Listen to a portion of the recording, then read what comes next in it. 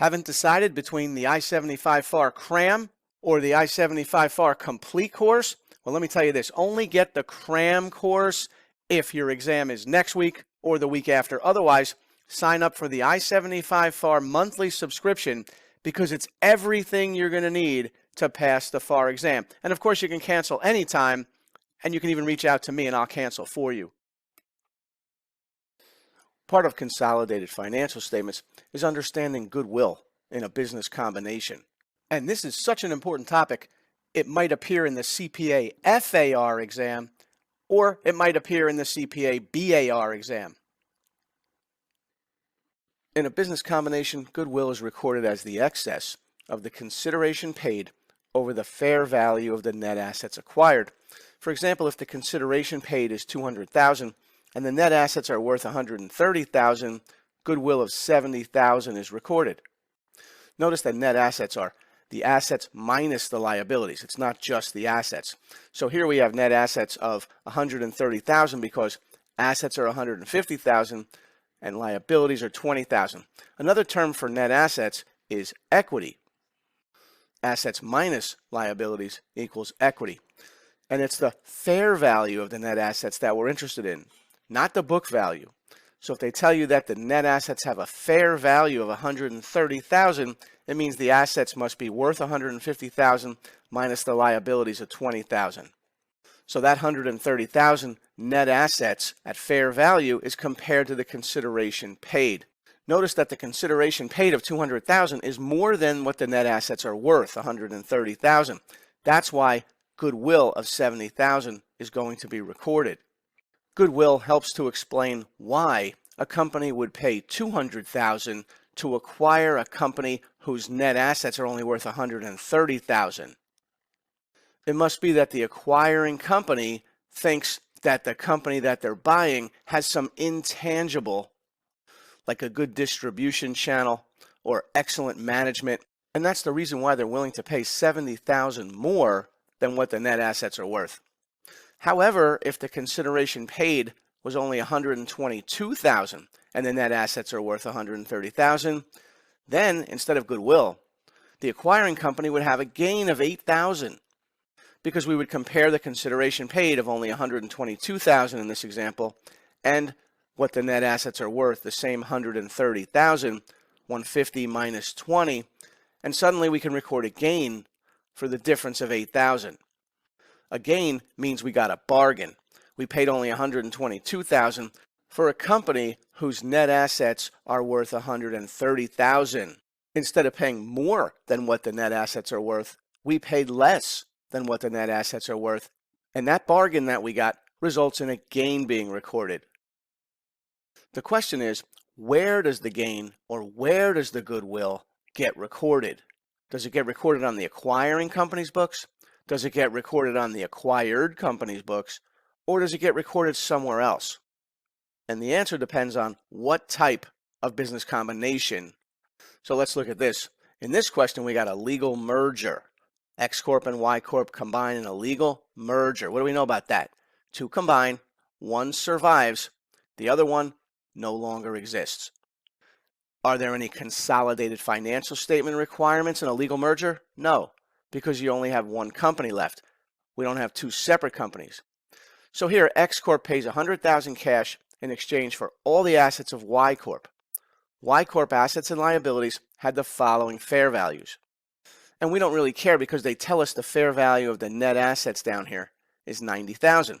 So X Corp paid $100,000, that's the consideration paid, and the fair value of the net assets received are $90,000. So they paid $10,000 more than what the assets are worth. So that's going to be goodwill of $10,000. The reason why they paid $10,000 more than what the assets are worth is because maybe Y Corp has excellent management. So it says how much goodwill is recorded on the books of X Corp as a result of the legal merger, and the answer is going to be what? $10,000, letter B. So the goodwill will either be recorded on the books of X Corp, the acquiring company, or it'll be recorded somewhere else. In the case of a legal merger, the goodwill will always be recorded on the acquiring company's books. That would be X Corp. So the answer is B, $10,000 of goodwill is recorded on the books of X Corp as a result of the legal merger. And that $10,000 was the difference between the consideration transferred, $100,000, and the fair value of the net assets acquired, which is $90,000. They gave us the fair value of the net assets, $90,000, but if they didn't, you'd have to compare the fair value of the assets, $160,000 here, to the fair value of the liabilities, $70,000. And that's where the $90,000 would come in, and you'd compare it to the consideration paid, which is $100,000, and that's a $10,000 difference. Why would they pay $10,000 more than what the fair value of the net assets are? They must think that the company has excellent management or a really good distribution channel, and those values don't show up on the balance sheet. So therefore, what we do is recognize goodwill on the books of the acquiring company, X Corp. Since all assets and liabilities of Y Corp are now on the separate books of X, there's no need for consolidated financial statements. We know that about a legal merger. And since there's no need for consolidated financial statements, the only place that the goodwill gets recorded is on the books of X Corp, the acquiring company. Will the goodwill ever be recorded on the books of the acquired company, Y Corp? Never. Not for a legal merger, not for a legal consolidation, and not for a legal acquisition. You'll either record goodwill on the books of the acquiring corporation like we did here, or you'll record the goodwill somewhere else. Where's that somewhere else? On the books of the consolidated entity. But that's only if consolidated financial statements are required, and they're not required in the case of a legal merger. Let's try this. X Corp and Y Corp combine in a legal merger. X Corp pays $84,000 cash in exchange for all the assets of Y Corp. Y Corp assets and liabilities had the following fair values. So once again, a legal merger, no consolidated financial statement requirements. But this time, X Corp is paying $84,000 in cash instead of $100,000 for all the assets of Y Corp. Y Corp assets and liabilities had the following fair values, and this is all the same as we saw before in the previous question. So the fair value of the net assets, $90,000, compared to the consideration paid, only $84,000. Looks like we got a bargain here of $6,000.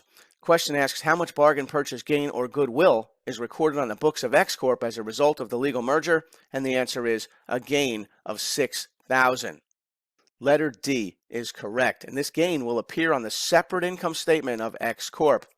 Once again, in a legal merger, all the assets and liabilities of Y are now on the separate books of X, so there's no need for consolidated financial statements. And since there's no need for consolidated financial statements, the goodwill, along with all these other assets and liabilities, will now be on X Corp's separate financial statements. What about Y Corp? Well, it's a legal merger, so Y Corp will cease to exist. What about for a legal acquisition, though? We looked at the legal merger, and the same rules would apply for a legal consolidation. Assets and liabilities of the acquiree are recorded on the books of the acquirer. Goodwill or gain would go directly on the acquirer's books, and there's no need for consolidated financials. But what about a legal acquisition where both companies continue to exist? Okay, X Corp gains control of Y Corp without purchasing all the assets and liabilities. Y Corp would continue to exist, and Y Corp would have its own financial statements. So then we said they need to file consolidated financial statements whenever they report to the SEC because they're still two companies under common ownership. But in all other cases, they'll maintain separate financial statements. But what about goodwill in that business combination accounted for as a legal acquisition? Well, if it's a legal acquisition, then goodwill will be recorded on the consolidated financial statements only. So make a note, in a legal acquisition, goodwill is recorded only on the consolidated financial statements. Do not record goodwill on X Corp's financial statements if it's a legal acquisition. Do not record goodwill on Y Corp's financial statements either. We only record goodwill on X Corp, the acquiring company's financial statements, if it's a legal merger or legal consolidation. If it's a legal acquisition, the only place goodwill is recorded is on the consolidated financial statements. All right, similar facts to what we've been working with. We got X Corp and Y Corp combined, but this time it's a legal acquisition, not a legal merger, not a legal consolidation, but a legal acquisition. X Corp pays $100,000 cash for the stock of Y Corp. Assets and liabilities of Y Corp had the following fair values on the date of acquisition. So the same fair value they give us of the net assets, $90,000. So the goodwill will be the excess of what was paid, 100,000 over the fair value of the net assets, 10,000. The question is, where is the goodwill recognized? How much bargain purchase gain or goodwill is recorded on the books of X Corp as a result of the legal acquisition? 0. Wait, Darius, you said there's goodwill. Yes, there is goodwill, but it's not recorded on the books of X Corp this time. It's recorded on the consolidated financial statements only. And this question asks how much bargain purchase gain or goodwill is recorded on the books of X Corp, and the answer would be 0. So letter A is correct. The only journal entry that X Corp will make in this legal acquisition would be to debit investment in Y Corp for $100,000, what they paid, and credit cash. What about all these assets and liabilities of Y Corp? Will X Corp journalize these assets and liabilities onto their own financial statements?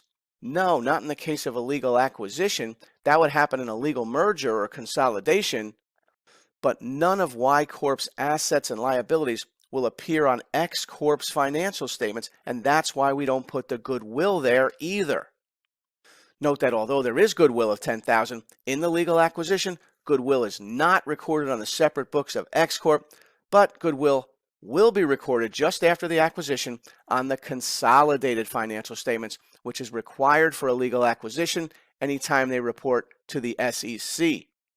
So in a legal acquisition, X Corp does not pick up any assets or liabilities of Y Corp on X Corp's separate balance sheet. Just one asset is recorded, and that's investment in Y Corp. So this question asks how much bargain purchase gain or goodwill is recorded on the books of X Corp as a result of the legal acquisition, and the answer is, even though there's goodwill, 0 of that goodwill will be recorded on X Corp's balance sheet. Letter A is correct. So let's review what we know so far. If there's goodwill in a business combination, if it's a legal merger or legal consolidation, where is that goodwill recorded? It's recorded on the acquiring corporation's books, because all the assets and liabilities would be transferred from the acquired corp to the acquiring corp's books, and will also recognize the goodwill there. But if it's a legal acquisition, where's the goodwill recorded? On the consolidated financial statements only. Goodwill is an asset, and that asset would be recognized only on the consolidated financial statements. It would not be recognized on the acquiring corp's books if it's a legal acquisition. Because if it's a legal acquisition, the only asset that the acquiring corporation will recognize on its own separate books would be an asset called investment in acquired company. Now, what if it's a gain, not goodwill? What if we got a bargain when we bought the acquired company? If it's a legal merger, legal consolidation, that gain would be recognized on the acquiring corp's books, just like the treatment for goodwill. In a legal merger, legal consolidation, the goodwill, the gain, treated exactly the same. It's reported only on the acquiring corporation's books because there's no need for consolidated financial statements in a legal merger, legal consolidation. But watch this. In a legal acquisition, if there's a gain, that gain is recognized on the consolidated financial statements, just like the treatment for goodwill. But if there's a gain in a legal acquisition, notice that the gain is recognized not only on the consolidated financial statements, but also that gain is recognized on the acquiring corporation's books. So notice in a legal acquisition, any gain is recognized in both places, on the consolidated financial statements for SEC filing purposes, and that gain is also reported on the acquiring corp's books. The same can't be said about goodwill, though. Goodwill in a legal acquisition is only recognized on the consolidated financial statements. Goodwill in a legal acquisition is not recognized on the acquiring corp's books. Goodwill is only recognized on the acquiring corp's books in the case of a legal merger or legal consolidation. So let's try this. Similar facts to what we've been working with. X Corp and Y Corp combine in a legal acquisition. X Corp pays $84,000 cash for the stock of Y Corp. On the date of acquisition, Y Corp assets and liabilities had the following fair values. So the fair value of the net assets, once again, is $90,000, right? The fair value of the assets, $160, minus the fair value of the liabilities, $70. And that $90,000 is compared to what we paid, $84,000, and you see we got a bargain. So there's going to be a gain recognized of $6,000. And this is a legal acquisition. And the question wants to know how much bargain purchase gain is recorded on the books of X Corp as a result of the legal acquisition. And the answer is there's going to be a bargain purchase gain of $6,000. Letter C is correct. On the books of X Corp, when the purchase price is $84,000 and the fair value of the net assets acquired is $90,000, the journal entry on the books of X Corp is going to be a debit to investment in Y Corp for $90,000, a credit to cash for $84,000, and that difference of $6,000 is recognized as a bargain purchase gain on the books of X Corp. X Corp's income statement will recognize $6,000 of gain. Note that in an acquisition, the investment in Y Corp is recorded on X Corp's books for the fair value, $90,000, and not for the bargain purchase price of $84,000. Right? The fair value of $90,000, that's what we debit the investment in Y Corp for. The $84,000 is the cash paid. The difference between the two is the bargain purchase gain of $6,000. Note that this gain is recorded on the separate books of X Corp, even though it's a legal acquisition. If this were goodwill instead of a gain, would the goodwill be recognized on the separate books of X Corp? No. Is this gain of $6,000 also going to be recognized on the consolidated financial statements? Yes, it is. So notice that this gain of $6,000 will also be recognized on the consolidated financial statements. So the question asked how much bargain purchase gain or goodwill is recorded on the books of X Corp as a result of the legal acquisition, and the answer is C, $6,000 of bargain purchase gain. Let's try this question. A bargain purchase gain would be recorded on the separate books of the acquirer if the transaction was a legal. And if you think you know, leave me the answer in the comments section. And remember to like and subscribe so you never miss an I-75 upload. And if you need more help with business combinations or any part of the CPA FAR exam, go to i75cpareview.com and get yourself on I-75 with me, Darius Clark, because the right teacher makes all the difference. Hey, it's Darius. And once you start using I-75 CPA Review, you're going to be looking forward to score release day as much as I do. So congratulations to all those I-75ers who recently passed the CPA exam. If you didn't pass, don't get mad. You might just need to get on a better road. So get yourself on I-75 because the right teacher makes all the difference.